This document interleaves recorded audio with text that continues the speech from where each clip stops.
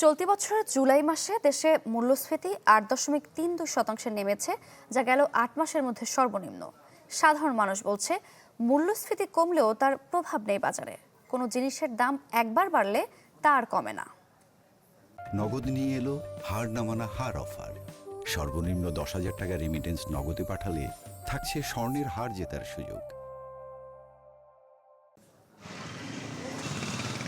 পরিরানী দাস ভাগ্যের নির্মম পরিহাসে ১.৫ দশক ধরে স্বামী নিরুদ্দেশ। সেই থেকে ৪ সন্তানকে নিয়ে জীবন জীবিকার তাগিদে সবজি বিক্রি করছেন রাজধানীর তেজগাঁওয়ের একটি এলাকায়। যা আয় হয় তা দিয়ে টেনে টেনে চলে থাকা খাওয়া। কষ্টই হয়, তো কষ্ট হলে এখন করুন কি, মানে যা না পারি তাই তো বেচুন। কষ্ট হলে কিছু করা আছে? এই যে চাল চুল খাই, ঘর ভাড়া দেই, সবই তো দাম। মূল্যস্ফীতির কষাঘাতে উমর ফারুকের গল্পটাও প্রায় একই। রিকশা চালিয়ে মাথার ঘাম পায়ে ফেলেও হয় না স্বাদ আর সাধ্যের মধ্যে সমন্বয়। মাছের বাজার জিজ্ঞাসা আমার শরীর আগুন লাগছে। 2 জন মানুষে খাই, আমি একটা মাছ তুলে 200 টাকা, তরকারি পাশে তোই তরকারি মনে করেন মাছ তরকারি লইয়া 300-400 টাকা, চালটা লইয়া 500 টাকা, বাসা ভাড়া 600-700 টাকা।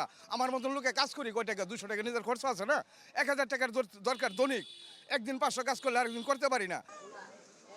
সংস্থাটির পরিসংখ্যান বলছে, চলতি বছরের জুলাই মাসে দেশের সার্বিক মূল্যস্ফীতি কিছুটা কমে দাঁড়িয়েছে ৮.32%। নিম্ন আয়ের মানুষের অভিযোগ, প্রতিদিনই বাজারে বেড়েই চলছে কোনো না কোনো পণ্যের দাম। দাম বেশি, মানে মালের দাম গ্যাসের মানে পরে টাকা মিলাইতে না। জাগর টাকা ছাড়া মুরগি কিনে, জাগর টাকা কম, এরা গেলাগল যা খুঁজে বেশিরভাগে। কারণ টাকা পয়সা বাজার যে ইনকাম মিলে না। বিবিএসের জুলাই মাসের খাদ্যে মূল্যস্ফীতি ৭.16%, আর খাদ্য বহির্ভূত মূল্যস্ফীতি ৯.28%। সংস্থাটির পরিসংখ্যান বলছে, শহরের চেয়ে গ্রামে বেড়েছে মূল্যস্ফীতি। রৌনক মাহমুদ সৌরভ, চ্যানেল 24, ঢাকা।